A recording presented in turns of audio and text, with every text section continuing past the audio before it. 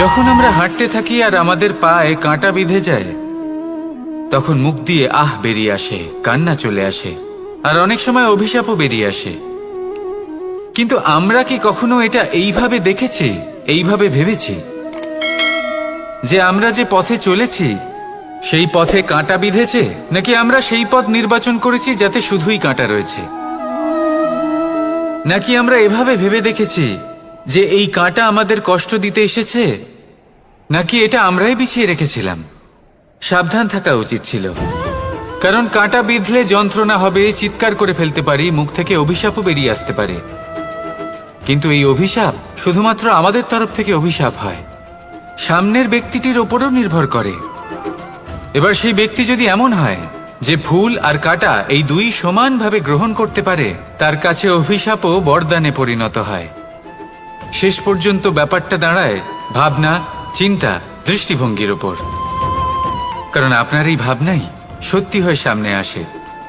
সেই জন্য এই ভাবনা, চিন্তা, মানসিকতাকে গুরুত্ব সহকারে দেখবেন। এই বিবেচনা নিয়ে বিবেচনা করতে শিখুন। আমার কথার অর্থ হলো যে জীবনে যখন এরকম কিছু একটা ঘটবে, তখন ভেবে দেখুন যে এরকম কেন হলো। আপনি কি এমন কোনো কর্ম করেছিলেন যার কর্মফল এটা? এমন কোনো কাজ যা অনুচিত ছিল, অসত্য ছিল, যা অভদ্রতার কারণ ছিল? ভেবে দেখা প্রয়োজন। দেখুন, ইচ্ছে হলো আপনার যে আপনি কি করতে চান, ভাবনা আপনার, সত্য আপনার, জীবন আপনার, সিদ্ধান্ত আপনার। আসুন আর আমার সাথে ভালোবেসে বলুন, রাধা রাধা।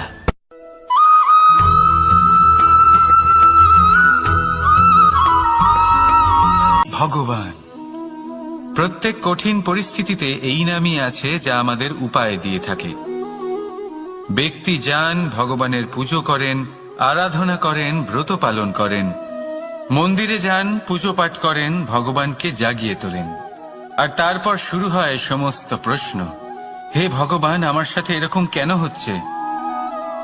কেন আমারই জীবনে এত দুঃখ আছে? আমি কিভাবে এর সম্মুখীন হব?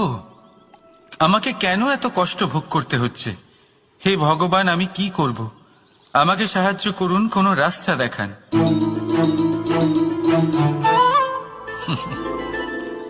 চলুন আমি আপনাকে একটা প্রশ্ন করি।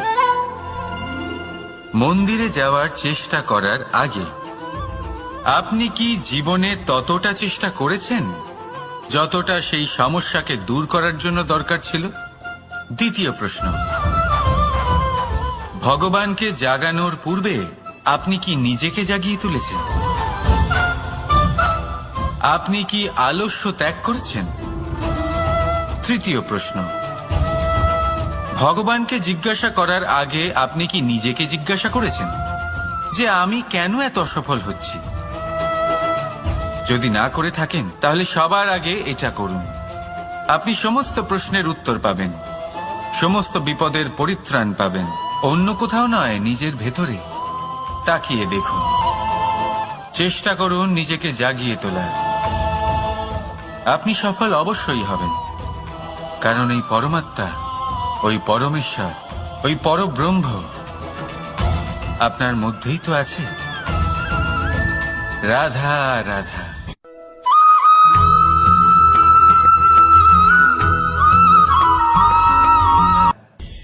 দৃষ্টি আর দৃষ্টিভঙ্গি, এই সমগ্র লীলা হলো এই দুইয়ের। বিচিত্র হতে পারে, কিন্তু এটাই সত্যি। এবার আপনাকে একটা উদাহরণ দিয়ে বোঝাই। অনেক সময় আপনি কোনো ব্যক্তিকে এটা বলতে শুনবেন যে আমি আমার নিজের উপরে গর্ব করি, আমি নিজেকে নিয়ে গর্ব করি, আমি খুব ভালোভাবে আমার মা বাবার সেবা করি, ওনাদের আমি সবসময় সুখী রাখি, ওনাদের আমি একটা বাড়ি দিয়েছি, সকল সুখ সুবিধা দিয়েছি, ওনাদের জীবনে প্রত্যেক জিনিস দিয়েছি আর দেব যা তাদের প্রয়োজন।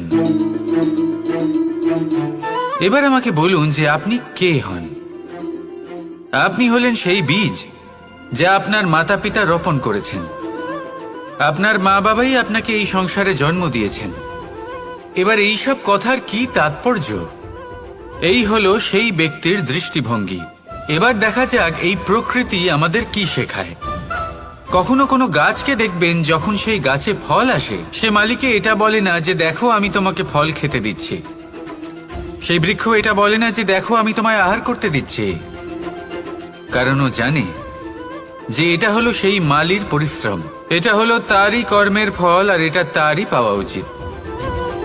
সে বলে যে তোমার জিনিস তোমাকেই অর্পণ করলাম, এ আমার জিনিস নয়। ও জানে সেই মালির গুরুত্ব আসলে কি, এটা হলো তার দৃষ্টিভঙ্গি। সেই জন্য আপনি জীবনে কোন ব্যক্তির মধ্যে, কোন পশু পাখির মধ্যে, কোন প্রাণীর মধ্যে, কোন পরিস্থিতিতে, কোন আবেগের মুহূর্তে কি দেখতে পাচ্ছেন, সেটা আপনার দৃষ্টিভঙ্গির উপরে নির্ভর করছে।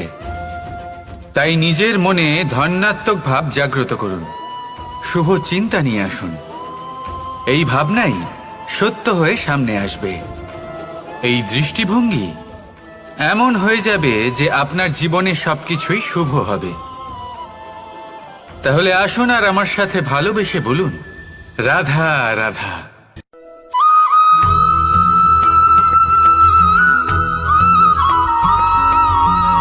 নাম। জন্মগ্রহণের পর মানুষের জন্য এই নাম অত্যন্ত গুরুত্বপূর্ণ হয়। মাতা, পিতা, পুরোহিত সকলেই সেই অক্ষর খুঁজতে শুরু করেন যা দিয়ে আপনার নাম শুরু হবে। কিন্তু নাম আর রাশি এক হয়ে গেলেই কি সব কিছু ঠিক হয়ে যায়? কখনোই নয়, কারণ আপনার কর্মই হলো সব থেকে গুরুত্বপূর্ণ, আর কিছুই নয়। দেখুন, এই নিয়তিও আপনার কর্ম অনুযায়ী আপনার ভবিষ্যৎ সুনিশ্চিত করে। যদি আপনাকে উদাহরণ দিই, তাহলে ভাবুন, একদিকে ছিলেন রাম আর অন্যদিকে রাবণ।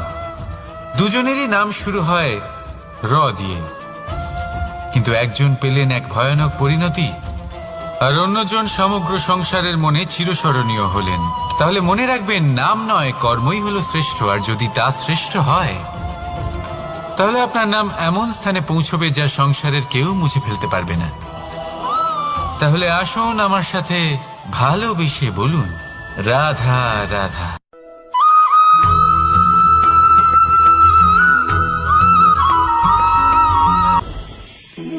সময়। এই সময় আসলে কি? এই সময় একটা সরল রেখা তো কখনোই নয়। সময় হলো একটা চক্র, যেখানে এর আদি সেখানেই হলো এর অন্ত, আর যেখানে তা শেষ হয় সেখান থেকেই তার শুরু হয়। এই সময় একটা অত্যন্ত বিচিত্র চিন্তা, বিচিত্র ভাবনা, একটা বিচিত্র বস্তু যা কেউ বুঝতে পারেন না। এই সময়ের লীলা, এর কোনো প্রমাণ নেই, কোনো জ্ঞান নেই, কোনো পরিমাপ নেই। শুধু এটুকু আমরা জানতে পারি, যেখানে শেষ হবে সেখান থেকে একটা নতুন সূচনাও হবে। যা আজ আপনার কাছে আছে, কাল অন্য কারোর কাছে যাবে, তারপরে তার কাছ থেকেও অন্য কারোর কাছে যাবে, তারপরে তার থেকেও ছিনিয়ে নেওয়া হবে। এই নিয়তির একজনের কাছ থেকে অন্যজনের কাছে আদান প্রদানের এই সময় হলো আপনার সময়। এই সময়ের সদ্ব্যবহার করুন, এই সময়কে বাঁচুন। আপনাকে শুধু এটাই সুনিশ্চিত করতে হবে যে আপনি কোন পক্ষে আছেন।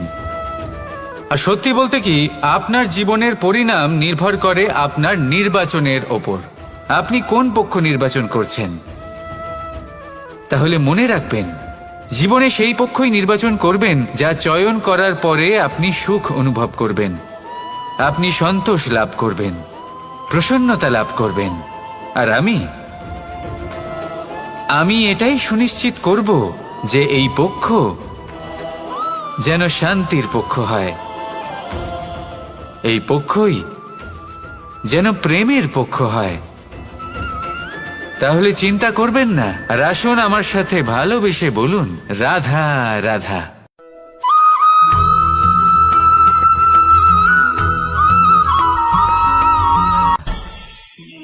অনেক সময় যখন আমরা কর্ম করি, সাফল্য লাভ করি, কঠিন পরীক্ষায় উত্তীর্ণ হই, বড় কাজ করি, আমাদের মনে হয় এই সংসার আমাদের একটু প্রশংসা করুক, ভালো লাগে। অনেকবার মনে হয় এটা হলো আমাদের কর্মের ফলই বটে, আমরা আনন্দ পাই। কিন্তু যখন আমরা এই প্রশংসা পাই না, তখন কি হয়? আমরা দুঃখী হয়ে যাই, ভেঙে পড়ি। মনে হয় যেন আমার জন্য কেউ চিন্তাই করে না। এমন মনে হয় যেন আমাদের আনন্দে অন্য কেউ আনন্দই পায় না। অনেক রকম ভাবনা আসে। কিন্তু আমি আপনাকে একটা প্রশ্ন করতে চাই, আপনি যে কাজই করেন না কেন, যে কর্মই করেন না কেন, তা কি শুধুমাত্র প্রশংসার জন্য করেন? যদি এরকম হয়ে থাকে তাহলে সেই ভাবনা এক্ষুনি ত্যাগ করুন, কারণ এই প্রকৃতি আমাদের অন্য শিক্ষা দেয়।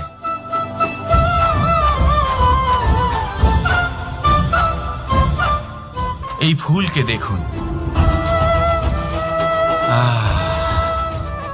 এই যে ফুলের সুবাস, যা আমার মনকে উচ্ছ্বসিত করে তোলে, মনে শক্তির সঞ্চার করে,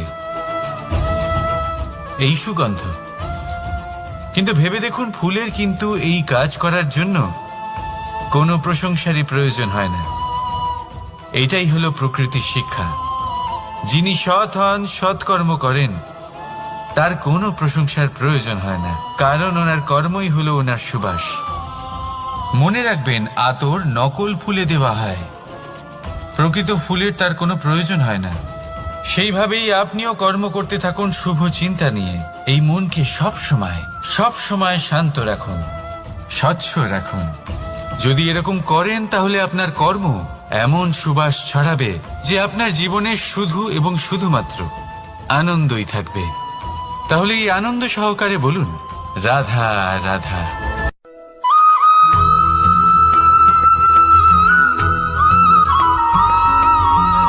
কর্ম এবং ফল দেখতে গেলে এই সমস্ত ব্রহ্মাণ্ড এই দুইয়ের মাঝেই স্থির হয়ে আছে। মানুষজন কর্ম করেন ভালো ফল লাভের আশায়, আর ভালো ফল লাভের আশায় উনি এটাই ভুলে যান যে উনি যে কর্ম করছেন তা কি করছেন। আমি বলেছিলাম কর্ম করুন ফলের চিন্তা না করে, কিন্তু কি কর্ম করছেন সেই বিষয়ে ভাবাটাও অত্যন্ত আবশ্যক। নয়তো অনেক সময় আমরা এমন কর্ম করে ফেলি যা না চাইতেও বিষে পরিণত হয়, যা হয়েছে দুঃশাসনের সাথে, দুর্যোধনের সাথে, গুরু দ্রোণের সাথে।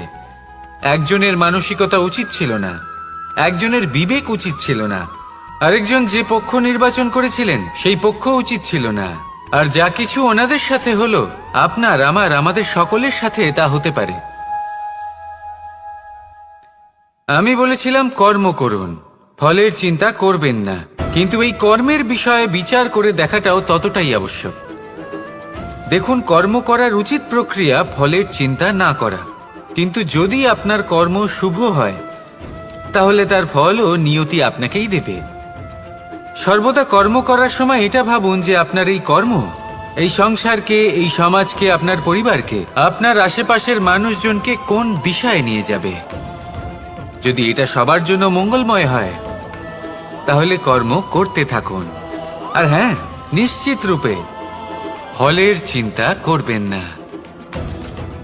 আসুন আমার সাথে ভালোবেসে বলুন, রাধা রাধা।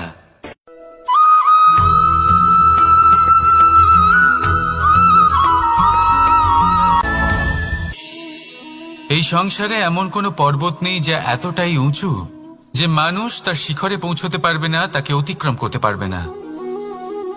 এই সংসারে এমন কোনো সাগর নেই যা কিনা এতটাই গভীর যেখানে মানুষ তার তলদেশে পৌঁছে ফিরে আসতে পারবে না। একটা ছোট্ট বরফের টুকরো পর্বতের শিখরে গলে গিয়ে বইতে থাকে, আর দেখতে দেখতেই তা মহানদী গঙ্গায় পরিবর্তিত হয়।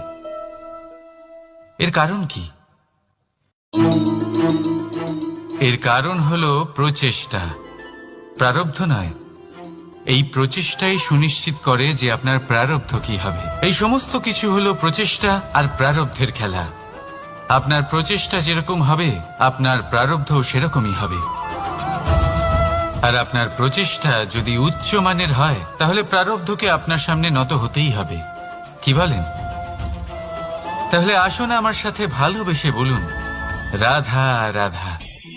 অনেক সময় মানুষ অতীতকে দেখেন আর তখন অহংবোধে পরিপূর্ণ হয়ে ওঠেন। কখনো বর্তমানের দিকে তাকান ভবিষ্যতের দিকে তাকান আর পরিতৃপ্তিতে ভরে ওঠেন। কেন বুঝতে পারেন না একটা সহজ কথা? এই যে সৃষ্টি, এই সৃষ্টি হলো একটা বড় চক্র, যা বারংবার আপনার কাছে ফিরে আসবেই। কঠিন থেকে কঠিনতর পরীক্ষায় আপনাকে নিযুক্ত করবে, যাতে আপনাকে উত্তীর্ণ হতেই হবে। যা কাল ছিল তা আজ নেই, এটা সবাই জানেন। যা আজ আছে তা হয়তো কাল থাকবে না, এটাও আপনাকে মেনে নিতে হবে, তাও আবার হাসি মুখে। শান্ত থাকতে শিখুন আর কখনোই মনের মধ্যে অহংকার উৎপন্ন হতে দেবেন না। হতে শিখুন সেই হিমবাহের মতো। হয়তো এই জন্যই এত শীতল থাকে, কারণ ও জানে গতকালও জল রূপে ছিল, আজ বরফ রূপে হয়তো আছে, কিন্তু কাল পুনরায় সে জলেই পরিণত হবে। নিজেকে শান্ত রাখুন। হয়তো আজ আপনি সাফল্যের শিখরে আছেন, হয়তো বা নেই। আপনাকে প্রত্যেক দিন অবশ্যই দেখতে হবে। শুধু নিরন্তর প্রচেষ্টা করতে থাকুন, প্রত্যেক পরিস্থিতির জন্য তৈরি থাকুন, আর একে ভারসাম্যে রাখতে শিখুন। আপনার কাল হোক, আজ হোক বা আগামীকাল, আপনার ভালো দিন হোক বা খারাপ দিন, সব পবিত্র হয়ে যাবে। তাহলে আসুন আর আমার সাথে ভালোবেসে বলুন, রাধা রাধা।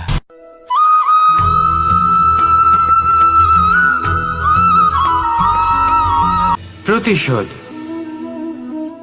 অথবা কাউকে দুঃখ দেওয়ার ভাবনা, যদি এটা আপনার মনে থাকে, তাহলে আপনি নিজের মনেই যন্ত্রণার একটা বিশাল বৃক্ষ রোপণ করছেন, এটা মনে রাখবেন। কারণ কাউকে দুঃখ দেবার এই ভাবনা, এটা হলো সেই বীজ যা আপনার মনেই পতিত হবে, আপনার মনেই অঙ্কুরিত হবে, আর আপনার মনেই একটা বিশাল বৃক্ষরূপে বেড়ে উঠবে। জীবন আপনার, কর্ম আপনার, কাউকে দুঃখ দেবার ভাবনা আপনার ছিল, এই বৃক্ষ হলো আপনার, তাই এর ফলও আপনিই পাবেন, যা গ্রহণও আপনাকেই করতে হবে। মনে রাখবেন, যে মানুষ এটা ভাবে যে আমি ওকে দুঃখ দেব, ওকে কষ্ট দিতে চাই আমি, সেই মানুষই দুঃখ আর কষ্ট পেয়ে থাকে।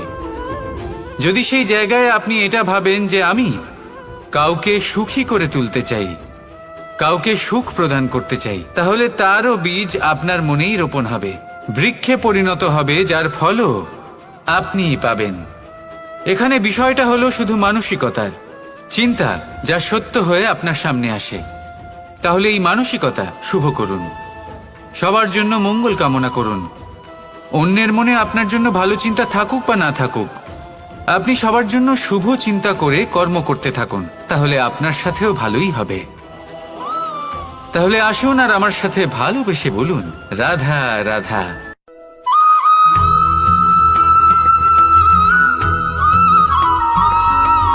দোল উৎসবে এই সমগ্র সংসার রং নিয়ে খেলা করে,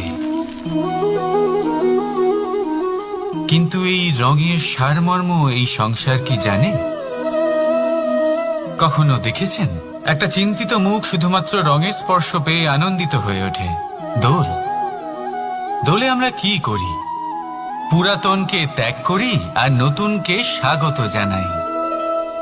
শিশিরকে বিদায় জানিয়ে এক নতুন ঋতুকে আগমন জানাই। দুশ্চিন্তা দূর করে আসার নতুন রঙে রঙিন হয়ে ওঠা, নিজেকে আনন্দিত করা, এটাই তো হলো দোল। এবার দোলের একটা ব্যাপার আছে, দুটো রঙে একসাথে রঙিন হওয়া যায় না। একটা রং উঠলে তবেই আরেকটা রং লাগা সম্ভব। আরো একটা প্রশ্নও রয়েছে, কোন রংকে তুলে দিয়ে কোন রং মাখানো যেতে পারে?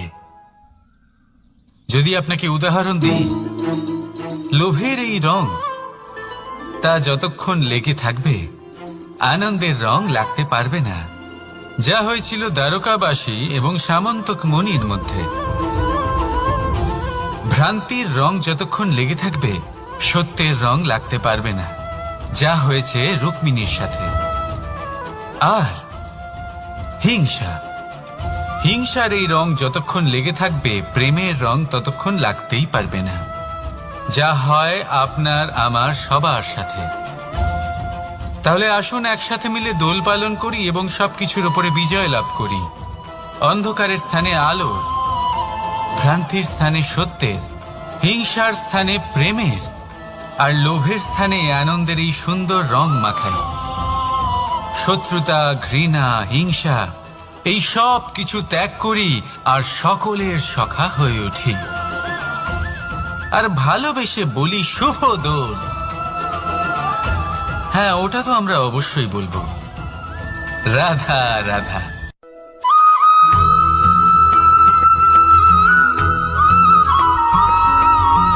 কখনো কখনো মানুষ মনে করেন যে সে নিজেই সব থেকে বেশি শক্তিশালী, তিনি হলেন জ্ঞানী। দেখুন, এটা ভালো ব্যাপার যে আপনার মধ্যে শক্তি আছে, জ্ঞান আছে, আর এটা শুধু আপনার জন্য নয়, এই সমস্ত সমাজের জন্য, দেশের জন্য, সমগ্র পৃথিবীর জন্য অত্যন্ত আবশ্যক। কিন্তু এই কথাটাও বোঝা অত্যন্ত আবশ্যক যে এই জ্ঞান যেন কখনো অহংকার না হয়ে ওঠে। যখন মানুষের মধ্যে জ্ঞান থাকে তখন সে রাম হয়ে ওঠে। রাম, যিনি সমুদ্রের বুকে সেতু বানিয়েছিলেন, বানর সেনার দ্বারা রাক্ষস রাজকে পরাজিত করেছিলেন, আর চিরকালের জন্য সবার কাছে আদর্শ হয়ে উঠেছিলেন। আর যদি মানুষের মনে অহংকার জন্মায় তাহলে সে রাবণ হয়ে ওঠে। দেশে বিদেশে যতই খ্যাতি থাকুক না কেন, সে রাক্ষস হয়ে ওঠে, নিজের সাথে সাথে সমস্ত কুলের বিনাশ করে বসে। এবার জ্ঞান নাকি অহংকার, আপনার কি চাই সেই সিদ্ধান্ত আপনার, আর আপনার এই সিদ্ধান্তই নিশ্চিত করবে যে আপনার কর্ম কি হবে, আর আপনার এই কর্মই নিশ্চিত করে দেবে আপনার প্রারব্ধ কি হবে। তাহলে শুভ কর্ম করুন আর আমার সাথে ভালোবেসে বলুন, রাধা রাধা।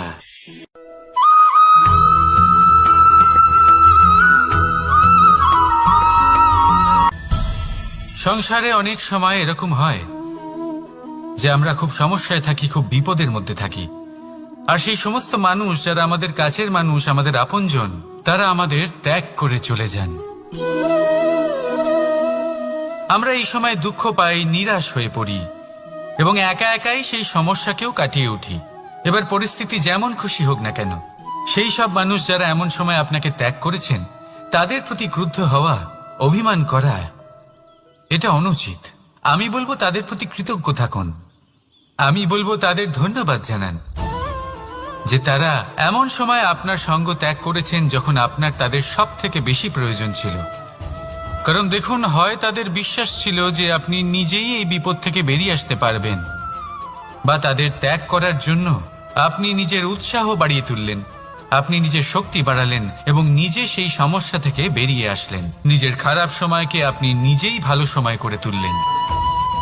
শেষ পর্যন্ত আপনি আরো শক্তিশালী হয়ে উঠলেন, আরো শ্রেষ্ঠ হয়ে উঠলেন। আর এটাই তো আপনার বিজয়, যার কারণ হলো তাদের আপনাকে ত্যাগ করা।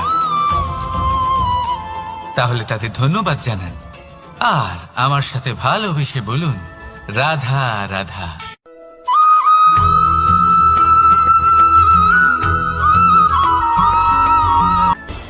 সুখ আর অভিজ্ঞতা, এই দুই জীবনে একসাথে কখনোই আসে না। মনে রাখবেন, যেখানে সুখ থাকে সেখানে অভিজ্ঞতা থাকে না। আর যখন এই সুখ আমাদের জীবন থেকে দূরে চলে যায় তখন আমাদের জীবনে আসে এই অভিজ্ঞতা। পরমাত্মা, প্রকৃতি, নিয়তি এই অভিজ্ঞতাকে আমাদের জীবনে পাঠান যাতে আমরা একটা অত্যন্ত গুরুত্বপূর্ণ শিক্ষা, একটা জ্ঞান প্রাপ্ত করতে পারি। এই অভিজ্ঞতা আমাদের শেখায় যে অতীতে এমন কি হয়েছিল যা আমাদের করা উচিত হয়নি। আমাদের শেখায় ভবিষ্যতে এমন কি আছে যা আমাদের করা উচিত আর কি করা উচিত নয়। দেখতে গেলে এই অভিজ্ঞতা আমাদের সেই শিক্ষা দেয় যার জন্য আমরা সুখের দিকে উচিতভাবে অগ্রসর হতে পারি।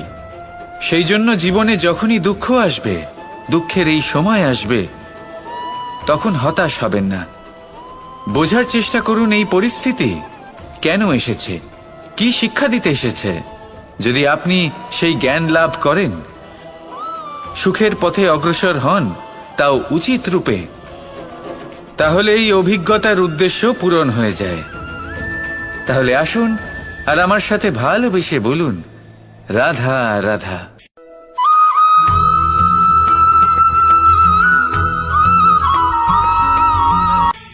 ধন, ধন হলো কারোর জন্য মোহ, আবার কারোর জন্য মায়া। কারোর জন্য হয়তো ভাগ্য, আবার কারোর জন্য কর্মের পারিশ্রমিক। দেখতে গেলে এই ধন হয়তো সবার জন্যই অত্যন্ত প্রয়োজনীয় হয়ে থাকে। সেই জন্যই তো মানুষ নিজের সমস্ত জীবন অতিবাহিত করেন এই ধন অর্জন করার জন্য। অনেক মানুষ এমনও হয় যাদের সমস্ত জীবন এই ধন অর্জন করতেই কেটে যায়। প্রত্যেক মানুষই চেষ্টা করেন যেন তিনি ধনী হন, যত সম্ভব বেশি ধন অর্জন করতে পারেন, সম্পন্ন থাকতে পারেন। আর তা হবে নাই বা কেন? কারণ এটাই হলো এমন এক বস্তু যা আদান প্রদান এমন নানান কাজে আসে। চেষ্টা তো সব মানুষই করেন, ধন অর্জন সব মানুষ করতে পারেন না। কারণ হলো এটাই যে মানুষ ভাবেন যে তার কাছে কিছু ধন এলে তারপর তিনি কিছু করে দেখাবেন, আর ধন ভাবে যদি এই মানুষ কিছু করে দেখান তাহলে আমি তার কাছে আসব। সেই জন্য কিছু করে দেখান, এমন শ্রেষ্ঠ কাজ করে দেখান যাতে ধন নিজেই আপনার কাছে ছুটে আসে। যদি আপনি ধন লাভের আশায় ছোটেন তাহলে আপনি নিজের সন্তোষ ভাব হারিয়ে ফেলবেন, কিন্তু এই সম্পত্তি যদি আপনার কাছে ছুটে আসে তাহলে আপনাকে মহান বলা হবে। সেই জন্য কাজ করুন, শ্রেষ্ঠ কাজ করে দেখান, দেখবেন এই ধন ফলস্বরূপ আপনার কাছে আসবেই আসবে। তাহলে আসুন আমার সাথে ভালোবেসে বলুন, রাধা রাধা।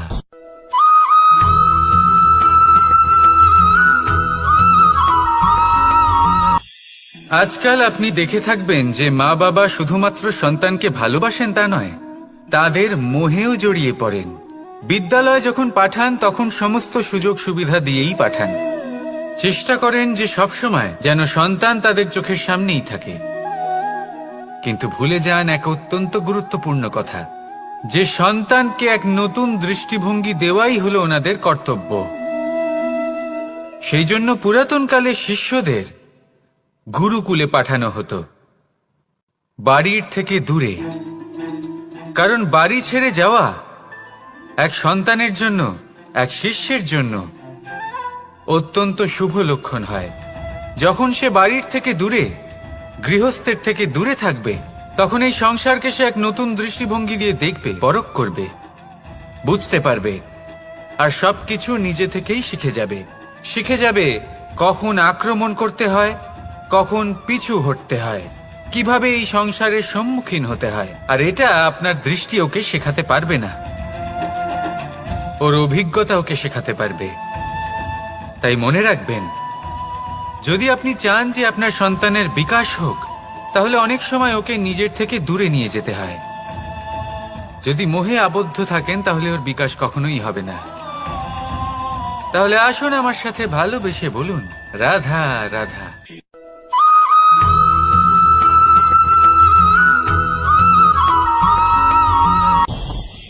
আমাদের মনে সবসময় একটা প্রশ্ন এসেই থাকে, এই জীবন যা কিনা ঈশ্বর আমাদের দিয়েছেন, একটা জীবন, ঈশ্বর এক আত্মা দিয়েছেন পৃথিবীতে বাঁচার জন্য। যতদূর আমরা জানি আমাদের কাছে একটাই জীবন রয়েছে। আমরা ভাবি এই জীবন গুছিয়ে কিভাবে রাখা যায়। প্রত্যেক মানুষ ভাবেন যে আমি কি করি যাতে এই জীবনকে গুছিয়ে রাখা যায়, কিরকম কর্ম করব, কিরকম পুণ্য করব, কি ধরনের শাস্ত্র পড়ব যাতে আমি সেই জ্ঞান অর্জন করি যাতে জীবনটা সুন্দর করে তুলতে পারি। আমাদের সমগ্র জীবন কেটে যায় এই প্রশ্নের উত্তর খুঁজতে, সেই শাস্ত্র অধ্যয়ন করতে। এমন অনেক মানুষ তাও বুঝতে পারেন না। আসুন আজ আমি আপনাকে একটা সহজ কথা বলি, যার দ্বারা আপনি নিজের জীবন সুন্দর করবেন। জীবন, জিহ্বা, এদের দুজনেরই হলো একটাই রাশি। জিহ্বা অর্থাৎ আপনার কথা, এই কথাকে সংযত রাখুন, একে সুন্দর করে তুলুন, মধুর কথা বলুন, যতটা সম্ভব একে নিয়ন্ত্রণে রাখুন, আপনার জীবন সুন্দর হয়ে উঠবে। কারণ এই শব্দ হয় অত্যন্ত শক্তিশালী।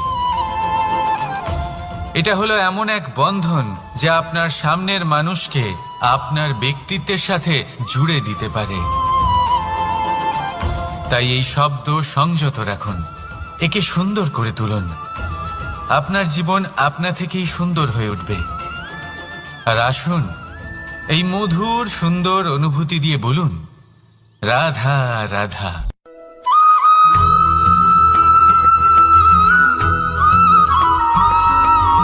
সমস্যা, কঠিন সময়, সংকট, বিপদ কার জীবনে নেই?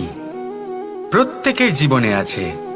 কিন্তু আমাকে একটা কথা বলুন, যদি নৌকায় ঢেউকে ভয় পেতে শুরু করে তাহলে সাগর পার করবে কে? কখনো কোনো ছোট্ট পিঁপড়েকে দেখেছেন যে আকারে হয়তো ছোট হতে পারে কিন্তু বড় শিক্ষা দিয়ে যায়? কিন্তু আমরা শিখি না। এবার দেখুন একটা পিঁপড়েকে যে ভোজনের খোঁজে বাইরে বের হয়, একটা ছোট্ট দানা তুলে নেয়। ছোট দানা তোলে কারণ তার থেকে বেশি সে তুলতেই পারবে না। সে দানা নিয়ে চলতে শুরু করে, কোনো দেওয়ালে উঠে পড়ে, আবার পড়েও যায়। সেই দানা দূরে কোথাও একটা পড়ে যায়, তা আবার খোঁজে, তুলে নেয়, আবার চলতে থাকে। পড়ে যায় আবার ওঠে, পড়ে যায় আবার ওঠে। সেই দানাটা রেখে দেয়, আবার বেরিয়ে পড়ে ভোজনের খোঁজে। পরিশ্রম করতে থাকে কিন্তু হার মানে না। এই শিক্ষাই তো আমাদের প্রাপ্ত করতে হবে। নিরন্তর পরিশ্রম আর নির্ভীক হয়ে কর্ম করে যেতে হবে। এটাই হলো সাফল্যের মাধ্যম, এটাই হলো জয়ের মন্ত্র, অচ্যুত অজয় অস্ত্র। তাহলে আসুন আর আমার সাথে ভালোবেসে বলুন, রাধা রাধা।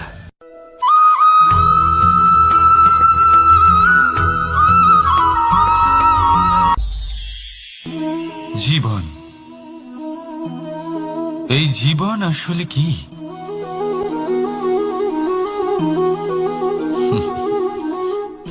এই প্রশ্ন সবার মনেই এসে থাকে। সবার মন এই প্রশ্নের জন্যই চিন্তিত থাকে। এই জীবন আসলে কি? এর উদ্দেশ্য আসলে কি?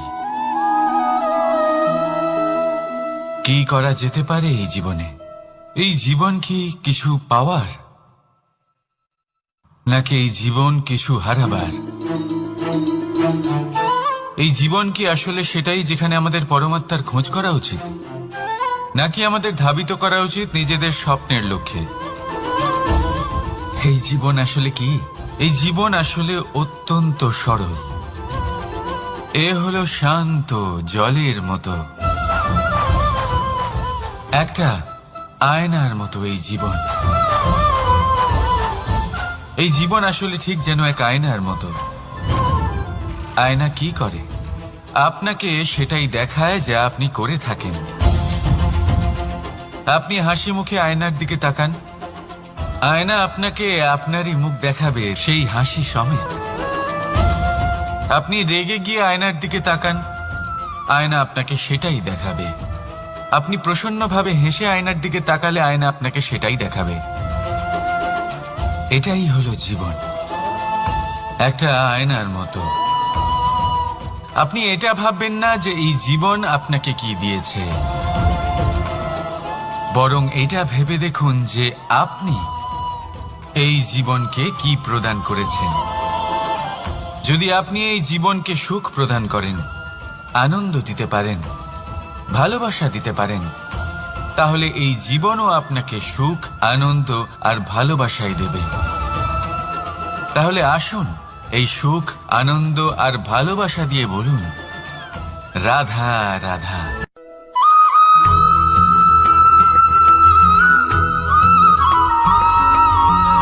পরিবর্তন এই সংসারের শাশ্বত নিয়ম। কোন রাজা নেই যিনি চিরকাল রাজা থাকেন, কোন ধনী ব্যক্তি নেই যিনি চিরকাল ধনী থাকবেন। এই সংসারে সূর্যের স্থান নেওয়ার জন্য চন্দ্রিমার আগমন ঘটে। কোন স্থান যাকে পতিত বলা হয়েছিল সেখানে মহল তৈরি হয়েছে। কোন স্থান যাকে আজ মলিন বলা হয়েছে কাল সেখানে মন্দিরও স্থাপন হতে পারে। কোনো ঋতু চিরকালের জন্য থাকে না, কখনো সময় চিরকাল একরকম থাকে না। আজ যে আপনার কাছে রয়েছে কাল অন্য কারোর ছিল, আজ যে আপনার কাছে রয়েছে কাল তা অন্য কারোর কাছে চলে যাবে। আপনার সাথে কিছু থাকলে তা হলো আপনার কর্ম, কিন্তু সেই কর্মের পরিণামও আপনার নয়। আপনি শুধু কর্ম করুন, বাকি সবকিছুই পরিবর্তনশীল। কিন্তু সেই পরিবর্তনকে দেখে ভয় পাওয়ার প্রয়োজন নেই, তাকে স্বাগত জানান। যদি আপনি হাসি মুখে সেই পরিবর্তনকে স্বাগত জানান, তাহলে এই পরিবর্তনও হাসি মুখে আপনার সাথে থাকবে। আসুন আমার সাথে ভালোবেসে বলুন, রাধা রাধা।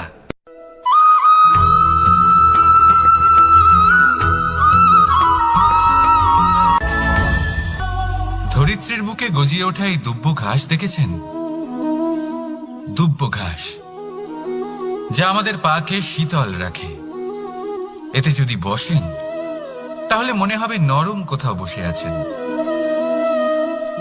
এত ছোট হলেও কিন্তু এর মধ্যে গুণ আছে অনেকগুলি, আর যতটা ছোট এটা ততটাই বড় শিক্ষকও। কিভাবে? ভাবুন, পাতা ঝরার মরশুমের পরে সমস্ত পাতা একত্রিত হয়ে থাকে। একটা ছোট ফুলকি সবাইকে জ্বালিয়ে দিতে পারে, সমস্ত পাতা পুড়ে ছাই হয়ে যায়। কিন্তু এই ঘাসের কিছুই হয় না, সে যেমন ছিল তেমনই থাকে। কারণ কি হতে পারে? প্রথম কারণ, এরা ছোট হয়। দ্বিতীয় কারণ, এরা বিনম্র হয়, বড়ই সহজে দমে যায় এরা। তৃতীয় কারণ, এদের মধ্যে নমনীয়তা থাকে। আপনিও নিজেকে এরকমই বানিয়ে ফেলুন। কখনো নিজেই নিজেকে কারোর থেকে বড় মনে করবেন না। নিজের এই মনকে বিনম্র রাখুন। এবং সব থেকে বড় কথা, নিজের এই মনে সহানুভূতি, প্রেম আর বিশ্বাসের নমনীয়তা বজায় রাখবেন। যদি এরকম করতে পারেন তাহলে জীবন সবসময় সুখে কাটবে। রাধা রাধা।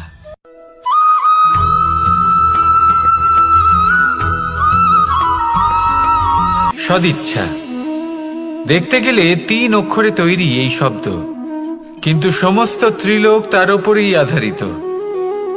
আপনি এই সংসারে এসেছেন, তখন অবশ্যই শ্বাস নেবেন, কিন্তু তার বদলে আপনাকে কিছু তো দিতেই হবে। আপনার উপর নির্ভর করছে আপনি কি দেবেন। কি দেবেন এই সংসারকে, এই সমাজকে, নিজের পরিবারকে, আর তার বদলে কি নেবেন? যশ নাকি অপযশ? দেখুন, এক ছিল রাবণ, যে কিনা সমুদ্র পার করলো সীতাকে অপহরণ করার জন্য, আর এক ছিলেন রামচন্দ্র, যিনি সমুদ্র পার করেছিলেন, সেতু বানিয়ে গিয়েছিলেন সীতাকে ফিরিয়ে নিয়ে আসার জন্য। দুজনেই সমুদ্র পার করেছিলেন, শুধু পার্থক্য ছিল সদিচ্ছাকে বোঝার, লক্ষ্যের। অনেক মানুষের যাত্রা একরকম হতেই পারে, কিন্তু আনন্দ তখনই লাভ করবেন যখন লক্ষ্য শুভ হবে, মহান হবে।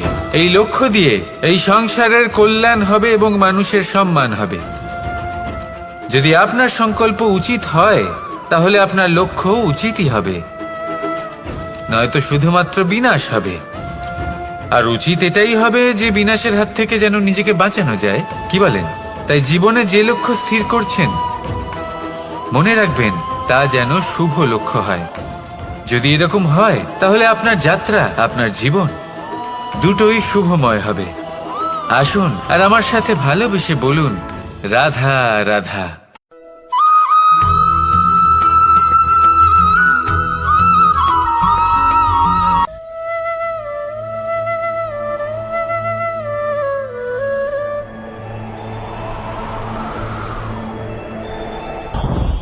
লোভ আপনার অন্তরের আরো একটা শত্রু।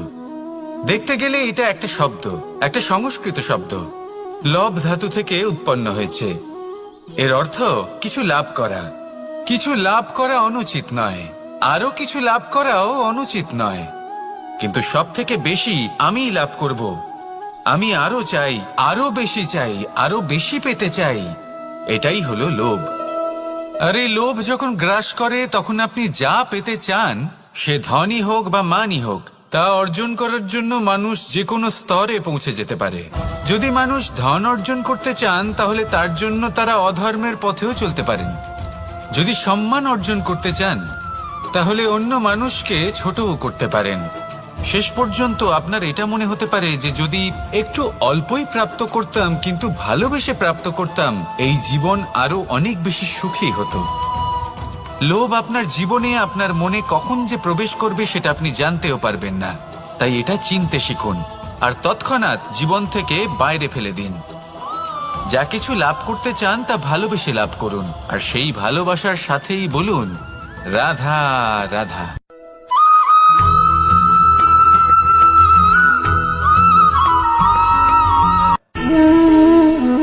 সঞ্চয়। মানুষের যখন থেকে বোধবুদ্ধি হয় সঞ্চয় করতে আরম্ভ করে দেন। সঞ্চয় করতে থাকেন ভোজনের, সঞ্চয় অর্থের, সঞ্চয় শক্তির। নিজের জন্য করেন, নিজের পরিবারের জন্য করেন, নিজের স্ত্রীর জন্য করেন, সন্তানের জন্য করেন, সন্তানের সন্তানের জন্যও সঞ্চয় করেন। সঞ্চয় করার জন্য ওনার কাছে অনেক কারণ রয়েছে, কারণ উনি এটা ভাবেন যে এই সঞ্চিত শক্তির জন্য কেউ ওনার কোনো ক্ষতি করতে পারবে না। মানুষ ভুলে যান একটা গুরুত্বপূর্ণ কথা, এই সত্য, উনি এই সংসারে খালি হাতেই এসেছিলেন আর এখান থেকে ওনাকে খালি হাতেই যেতে হবে।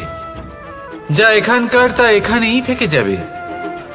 আর যদি কিছু ওনার সাথে যায় তা হলো ওনার কর্ম, আর কিচ্ছু নয়।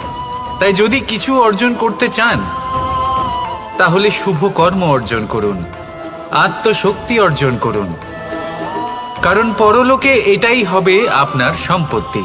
তাহলে কি এটা আপনি অর্জন করতে চান না? আসুন আর আমার সাথে ভালোবেসে বলুন রাধা রাধা।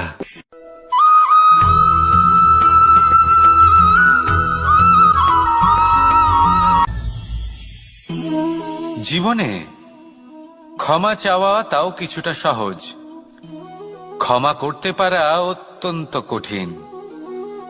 ক্ষমা দুই অক্ষরের এই শব্দ হতে পারে, কিন্তু অত্যন্ত বড় এই শব্দ, অত্যন্ত গুরুত্বপূর্ণ এই শব্দ। কখনো কখনো অন্য কাউকে ক্ষমা করে দেওয়া তাও কিছুটা সহজ কাজ, কিন্তু নিজেকে ক্ষমা করতে পারা অত্যন্ত কঠিন হয়ে দাঁড়ায়। অতীতে যদি আমাদের এমন কোনো ভুল হয় যে কারণে আমরা নিজেকে ক্ষমা করতে পারি না, অনেক সময় এমন কিছু ভুল করে বসি যে বিষয় শুধু আমরাই জানি, কিন্তু আমরা নিজেকে ক্ষমাই করতে পারি না, আর আমাদের বিকাশ সেখানে স্তব্ধ হয়ে যায়। কারণ যদি আপনি ক্ষমা করতে না শেখেন, নিজেকে ক্ষমা যদি না করতে পারেন, তাহলে তা আপনার জীবনের সব থেকে বড় বাধা হয়ে দাঁড়াবে। সেই জন্য জীবনে অবশ্যই শিখুন যে কিভাবে নিজেকে ক্ষমা করতে হয়, আর শিখুন যে আগের করা ভুল আবার কি করে না করা যেতে পারে। এই মন হালকা হবে আর প্রসন্ন হয়ে বলবে রাধা রাধা।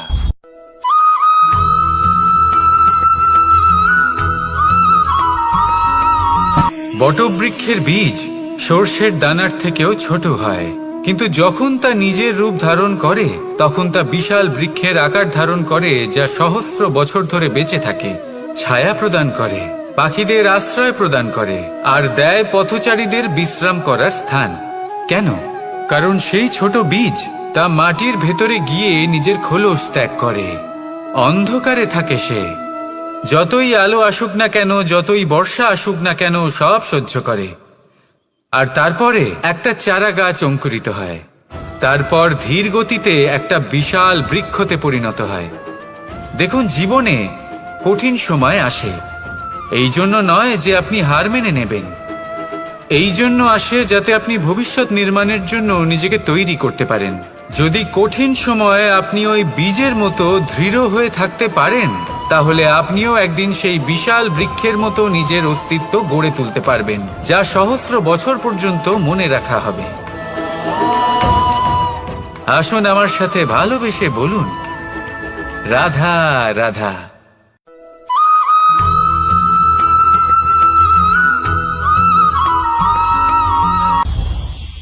এই সংসারে যখনই কোনো সমস্যা আসে তখন আমরা আমাদের সব থেকে বড় সম্বলের কাছে আশ্রয় খুঁজি, তা হলো আমাদের বিশ্বাস। এবার প্রশ্ন হলো এটাই যে এই বিশ্বাস কার ওপর করা যেতে পারে?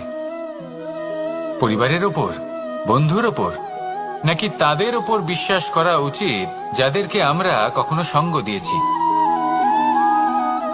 দেখুন, এই সংসারে বিপদের সম্মুখীন হলে কে আপনাকে সাহায্য করবে সেটা নির্বাচন করা আপনার হাতে নেই।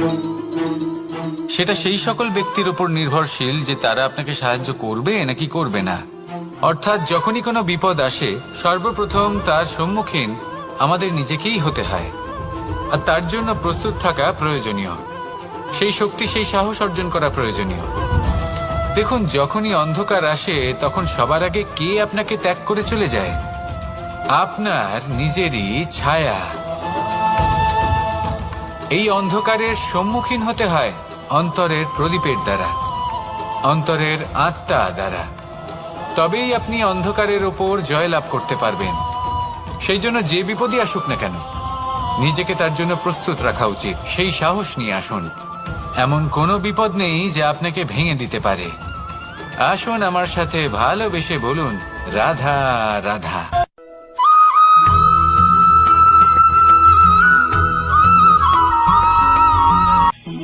আপনি কখনো জীবনে সূর্যোদয় দেখেছেন? কত প্রশান্তিদায়ক, কত শক্তিদায়ক হয়। মনের মধ্যে যেন একটা নতুন প্রেরণা দান করে, একটা নতুন উৎসাহ। কিন্তু যদি আপনি উঠতে দেরি করেন তাহলে আপনি এই সূর্যোদয় দেখতেই পাবেন না। ঠিক এরকমই হয় আমাদের জীবনেও। সুযোগ সূর্যোদয়ের মতো। যদি আপনি আপনার জীবনে দরকারের চেয়ে বেশি অপেক্ষা করেন এই সুযোগের সদ্ব্যবহার করতে, তাহলে এই সুযোগ আপনার অপেক্ষা কখনোই করবে না, তা চলে যাবে। সেই জন্য এদের সামলে রাখুন।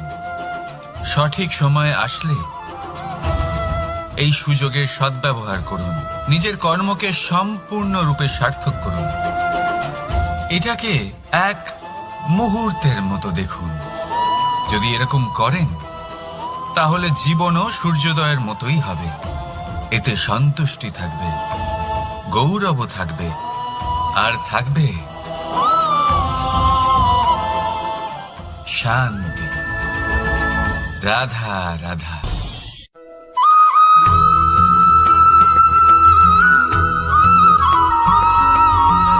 মানুষ সবসময় চায় যে তার জীবনে যেন কখনো কোনো সমস্যাই না আসে।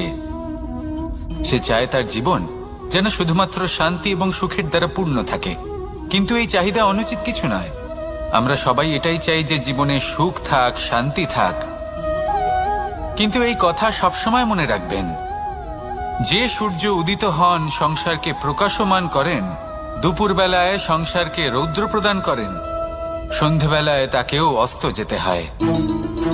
এবার আমাদের জীবন চক্র কিছুটা এরকমই। কোনো কিছুই চিরকাল একরকম থাকে না। কখনো এই নদীকে দেখুন যা বয়ে চলেছে। এই নদী যা বয়ে চলেছে তার পথেও অনেক বিপদ আসে। বড় বড় পাথরের সম্মুখীন হয়ে তাকেও সামনে এগিয়ে যেতে হয়। একটি পুকুর যা চারদিক থেকে ঘেরা, তার জীবনে কিন্তু কোনো সমস্যা নেই। কিন্তু এই সংসারে পুকুরের পুজো করা হয় না, পুজো করা হয় নদীকে। মনে রাখবেন, সমস্যার ঊর্ধ্বে তিনি উঠতে পারেন যিনি সমাধি লাভ করেছেন, যিনি এই সংসারেই নেই। যিনি এই সংসারে আছেন এবং জীবিত আছেন, তার জীবনের সমস্যা হলো শ্বাসবায়ুর মতোই গুরুত্বপূর্ণ। আসুন আমার সাথে ভালোবেসে বলুন, রাধা রাধা।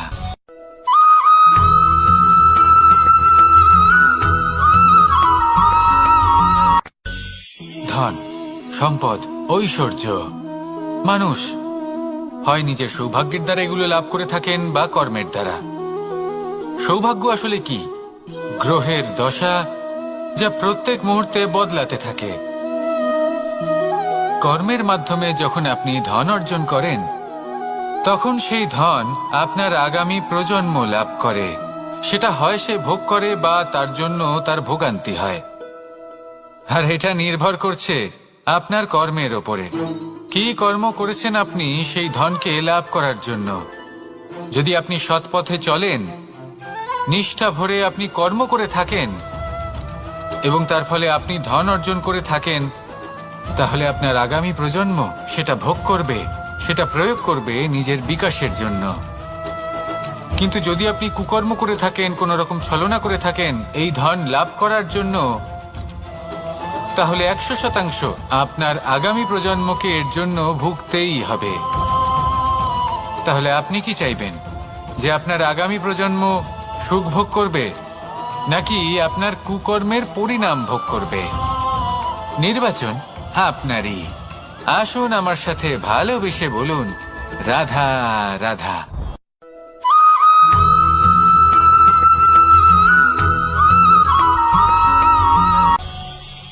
আজ আমি আপনাকে একটা ছোট্ট কাহিনী শোনাবো। একবার আমি, রাধা আর দাদা আমরা তিনজনে মিলে লুকিয়ে একটা উপবনে গেলাম আম পেড়ে খেতে। অনেক পরিশ্রম করে আমরা ওখানে পৌঁছলাম আর আমরা আশ্চর্যচকিত হয়ে গেলাম এটা দেখে যে এবার তো আম পাকেইনি। এবার দাদা কি করলেন, একটা আম পাড়লেন আর সেটা চাখলেন, আর উনি নিরাশ হয়ে পড়লেন। উনি বললেন যে এটা তো খুবই টক। তারপর রাধা একটা আম পাড়লো আর সেটা চেখে দেখলো, আর রাধা উৎসাহিত হয়ে পড়ল। আমি রাধাকে জিজ্ঞেস করলাম, কি হয়েছে, তুমি এত উৎসাহিত কেন? তখন রাধা বলল যে এবার এত বেশি টক আম হয়েছে যে এগুলো দিয়ে আমরা আচার বানাবো। তাহলে দাদা ওখান থেকে বেরিয়ে গেলেন নিরাশ হয়ে এবং খালি হাতে। রাধাও ওখান থেকে বেরিয়ে গেল কিন্তু উৎসাহিত হয়ে, আর অনেকগুলো কাঁচা আম সাথে নিয়ে। এর থেকে আমরা কি শিক্ষা পেতে পারি? যে প্রত্যেকটা স্থানে এমন কিছু রয়েছে যেখান থেকে আমরা কিছু একটা শিক্ষা লাভ করতে পারি, যা আমাদেরকে বিকাশের পথে নিয়ে যেতে পারে। এই শিক্ষা প্রত্যেক স্থানে আছে। সবকিছু আমাদের দৃষ্টিভঙ্গির উপর নির্ভর করছে। যখনই আমাদের জীবনে, আমাদের সম্পর্কে কোনো সমস্যা, কোনো বিপদ আসে, তখন বেশিরভাগ মানুষ সেই বিষয় নিয়ে দুঃখী হয়ে পড়েন। আর কিছু মানুষ এমনও থাকেন যারা শেষ পর্যন্ত তার সমাধান করেন, বিপদকে পরাজিত করেন, সম্পর্কগুলিকে আবার জুড়ে দেন। যদি আপনি সুখের খোঁজ করেন তাহলে আপনি সুখ অবশ্যই পাবেন, প্রসন্নতা অবশ্যই পাবেন। যদি আপনি দুঃখ খোঁজেন তাহলে দুঃখ অবশ্যই পাবেন। এবার আপনি কি খুঁজতে চান, সেই চয়ন আপনারই। আসুন আর আমার সাথে ভালোবেসে বলুন, রাধা রাধা।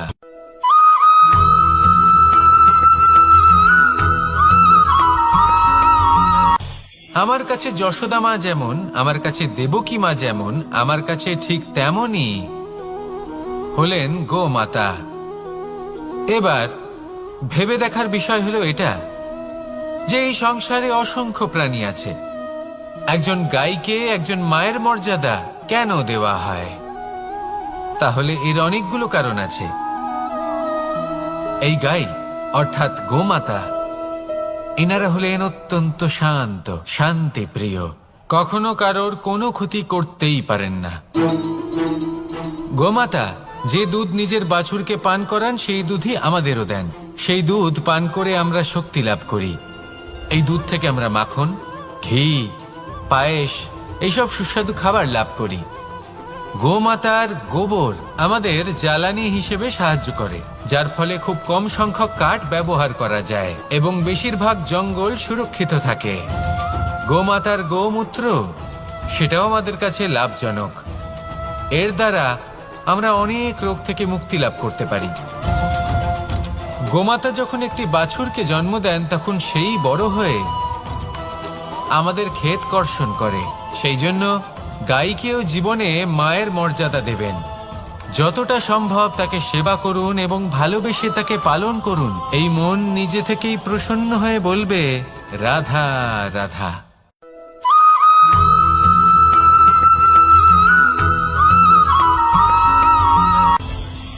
কখনো কোনো প্রজাপতিকে উড়তে দেখেছেন? কি সুন্দর উড়ে বেড়ায় সে, এক ফুল থেকে অন্য ফুলে, এক পাতা থেকে অন্য পাতার উপর। কিন্তু সে কিভাবে উড়তে শেখে কখনো ভেবেছেন? জন্ম থেকেই কিন্তু প্রজাপতির ডানা থাকে না। ও কিন্তু ছোট্ট একটা ডিমের আকারে জন্ম লাভ করে। তারপর সেই ডিমটি ভেঙে একটি কীট বাইরে আসে।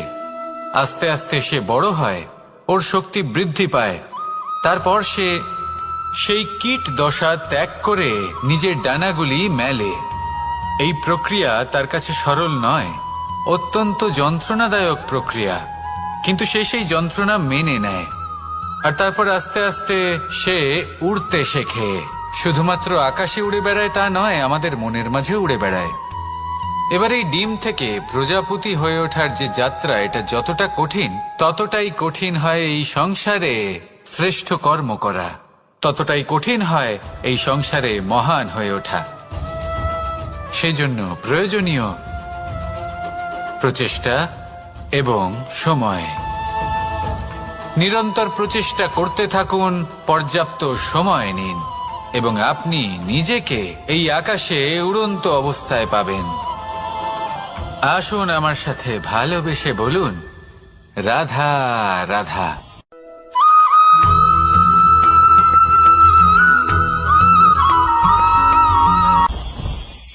মুঠো হাতের শক্তি বেশি, মুঠো খুললেই তা দুর্বল। তা এমন কি থাকা উচিত এই বন্ধ মুঠোয় যা লাখের সমান? মানসিকতা এবং স্বপ্ন। মানুষ জন্মগ্রহণ করে, তার মানসিকতা সময়ের সাথে উন্নত হয়। মানসিকতা অনুযায়ী সে স্বপ্ন দেখে, আর সেই স্বপ্ন সার্থক করতে সে পরিশ্রম করতে থাকে।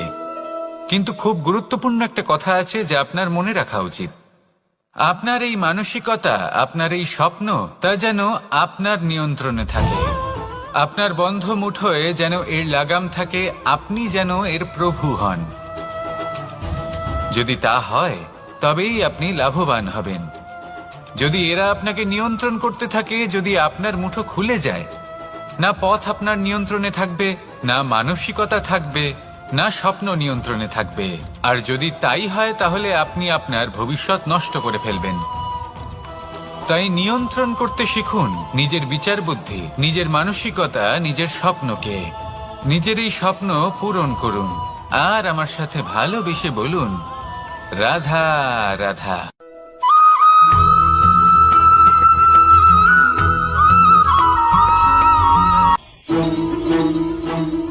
রাধা রাধা। আপনারা হয়তো ভাবছেন কি আশ্চর্য ব্যাপার, প্রত্যেকবার আমি কথা শেষ হওয়ার পরে রাধা রাধা বলি। এইবার আমি আগেই বলে দিলাম। কারণটা কি? কারণ হলো অত্যন্ত বিশেষ।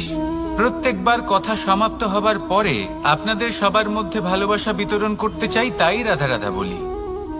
কিন্তু এইবার এই নতুন এবং বিশেষ সূত্রপাতে প্রথমে প্রেম বিতরণ করা অত্যন্ত আবশ্যক।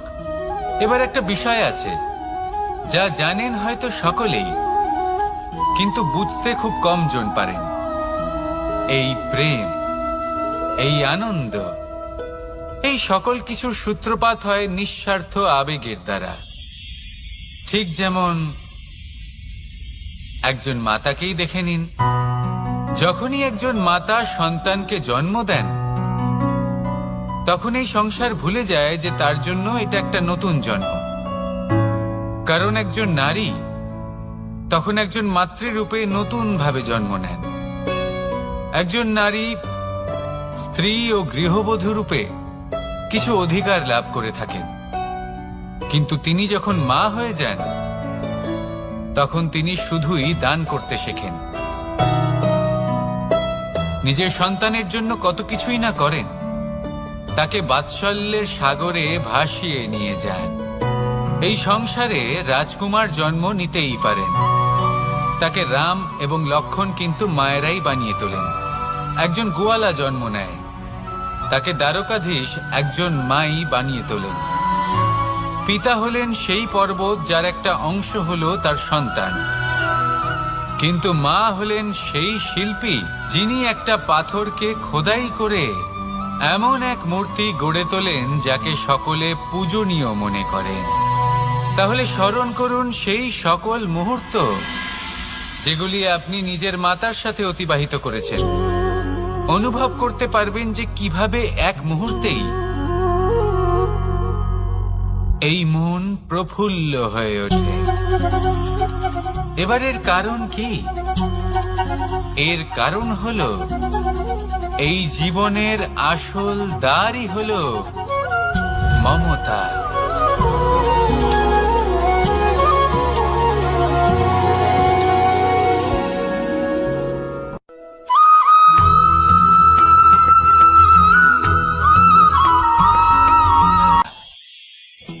আমি রাধাকে ভালোবাসি, আর এই কথাটা সমগ্র সংসার জানে। আর সময় অন্তরে লীলার দ্বারা, বিভিন্ন ঘটনা দ্বারা, কর্মের দ্বারা আমি নিজের এই ভালোবাসা রাধার সামনে প্রকাশ করি। এবার আপনি বলবেন, এসবের কি প্রয়োজন? রাধা কি এই কথা জানে না যে কৃষ্ণ তাকে কতটা ভালোবাসে? অবশ্যই জানে, কিন্তু এই যে ভালোবাসা, তা মনে রেখে দেওয়ার জন্য নয়, তা প্রকাশ করার জন্য। আর বারংবার এই ভালোবাসাকে প্রকাশ করা উচিত, উচিত সময় এবং উচিত সুযোগ দেখে। কিরকম? এবার যদি আপনি প্রেমীর সাথে কোনো উৎসবে থাকেন, তাহলে তার সাথে নৃত্য সঙ্গীত করুন। যদি ভিড়ের মাঝে থাকেন, তখন প্রেমীকে সম্মান করুন, একান্তে প্রসাধন করুন। দুঃখের সময় তার হাত ধরে থাকুন, সুখের সময় আলিঙ্গন করে রাখুন। এই প্রেম যত প্রকাশ করবেন, ততই এই প্রেমের বৃদ্ধি হবে। এই প্রেম আরো বেশি